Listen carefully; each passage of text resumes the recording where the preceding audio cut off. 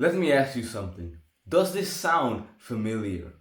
Remember back to the first time you found out about self-improvement and you were so excited learning about all these new habits when you started exercising, started meditating, journaling, taking cold showers, when you started working on something that's actually important to you, when you started reading more books, learning about all sorts of topics, learning the mindsets, everything.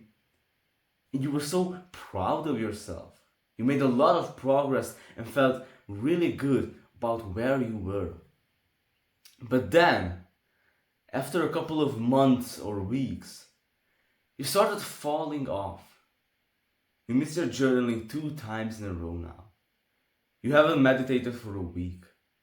When you go take a cold shower, you don't turn it all the way to the cold side how you used to.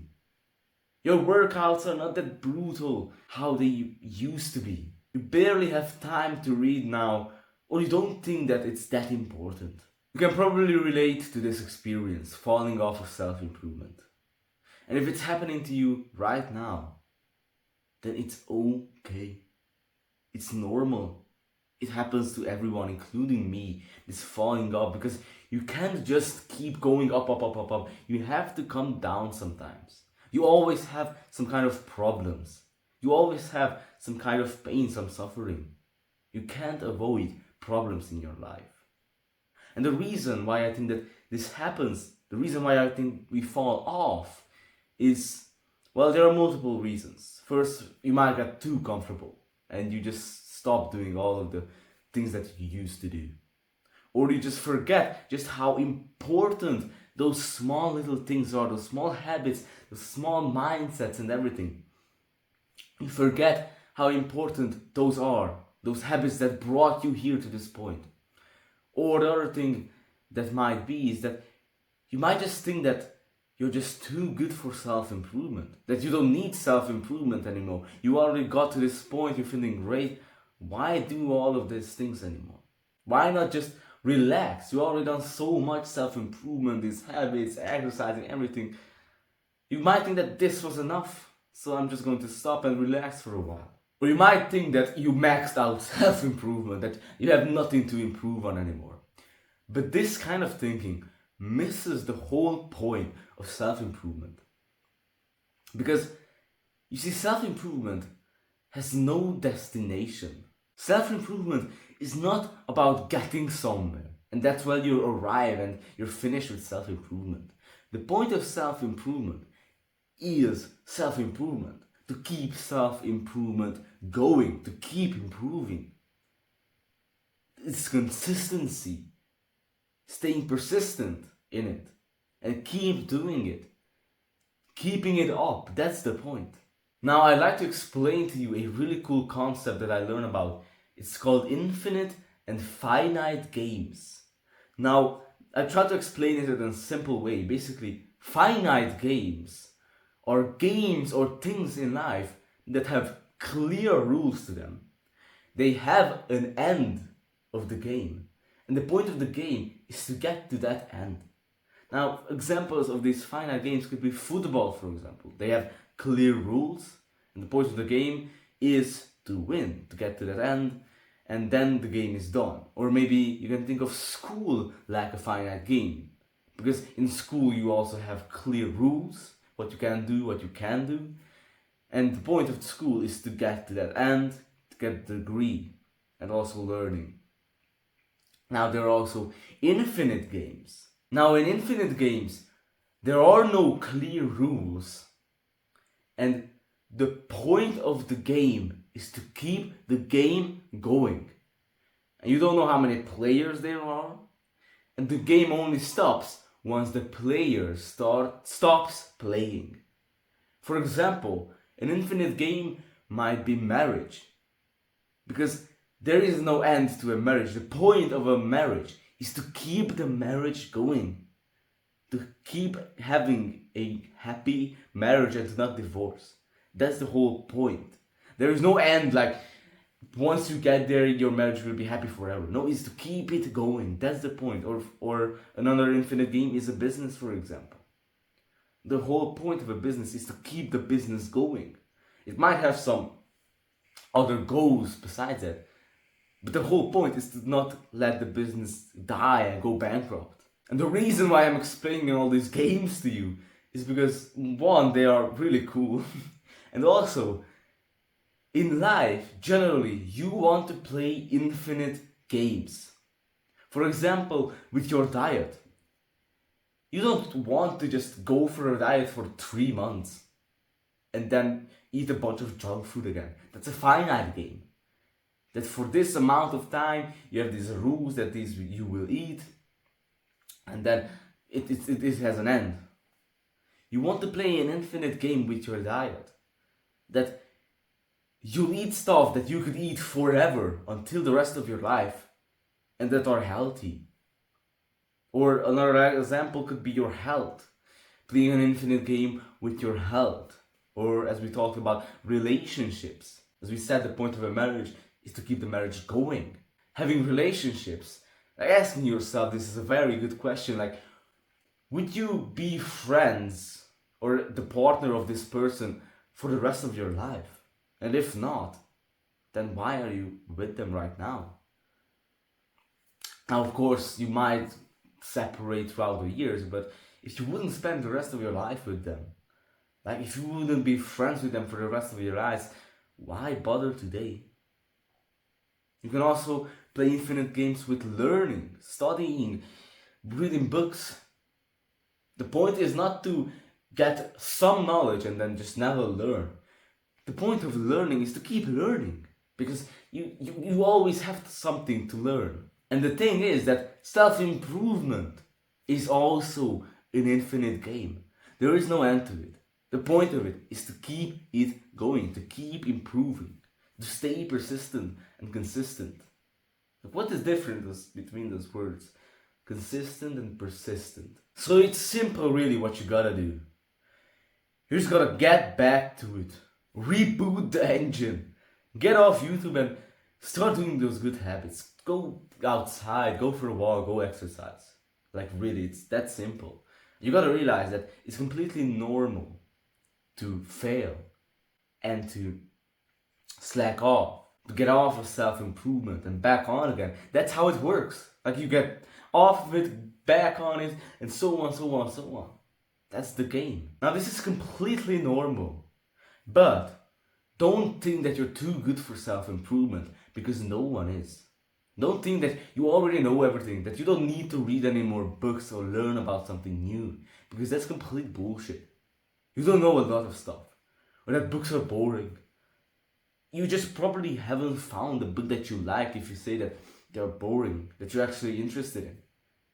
So, get back to it. That's the game. And the best advice that I could give you is to schedule your day. Open up Google Calendar or whatever and schedule your day, what you're going to do, put those good habits, what you want to do in your day, how does a good day look like to you, schedule it and try to stick to it the best that you can. This is one of the best advice that I could give you. But next to that advice, this is also very important, to not take it too seriously. Really, to not take self-improvement too seriously. Because if you do, the moment you fail, fall off, slack off, you will start blaming yourself, being too negative. You start like obsessing over it. And you try to do everything, all the good habits. Your day is filled with all sorts of stuff. But you have no time to relax, to just sit there and do nothing. So don't take it that seriously. Remember that you're going to die. And you could die at any moment. And you're 100% going to die. Just keep that in mind. And when you don't take that seriously, it will be much easier to get back up if you have fallen. You don't want to start blaming yourself, getting negative, stressing yourself out. Now, I'm not saying that you should not care about self-improvement or not do any of those stuff, not to stop learning altogether. Like the best analogy that I can think of is, think of it like school. How how serious were you about school? I mean, you weren't that serious about school that you started crying if you didn't get a perfect grade, now did you? But you also didn't just drop out of school, even though you didn't took it seriously. So you can think of it like that. Now, here are some tips that I could give you if you're falling off or you're just on self-improvement. Don't underestimate the power of the habits and the mindsets that brought you here. But they might not bring you to the next level. They might not be useful right now. Now, you shouldn't underestimate the power of these habits that you do. These small things, maybe gratitude journaling or whatever it might be. Don't underestimate them. You might forget just how powerful and important they are. But the other thing is that the thing that brought you here might not get you to the next point. For example, let's say that you had this belief that you're the best, that you're above everyone else, and you all wanted everything for yourself, something like that. And then you build up a whole business, everything, now you're the CEO. Now, once you're the CEO, this belief that you're the best and being this so arrogant, it might not get you to be a good CEO after that. You might need some different beliefs. So that's what I'm talking about here. The other thing is that look for new areas to improve in. Because there's always something different that you can improve on. Maybe you can improve your relationships with other people, your communication skills. Maybe you can improve your health. Start researching about how could you be more healthy. A lot of areas there's space to improve. Now another thing is, as I already said, get a schedule. Schedule your day. Like, if you just blindly take this advice, like, just trust me with this, it will just make your day so much better if you just schedule it. Like, I even started like slacking off on this, and I started doing this recently, and I just realized just how good it is to schedule it.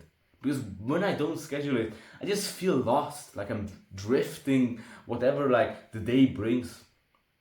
But when I have it scheduled, I know what I'm going to do. Even if I like kind of slip off of it, I know that what I should do next, and I can rearrange it while I'm on the way. So I highly recommend scheduling your day. Another great thing is setting yourself reminders. For example, I put some reminders on my phone, some practices that I could do, taking deep breaths or other practices, simple to-do list on my phone, or some very nice reminders. For example, is this really necessary? Asking myself that. What is this in my control? Or things like that. That can also help.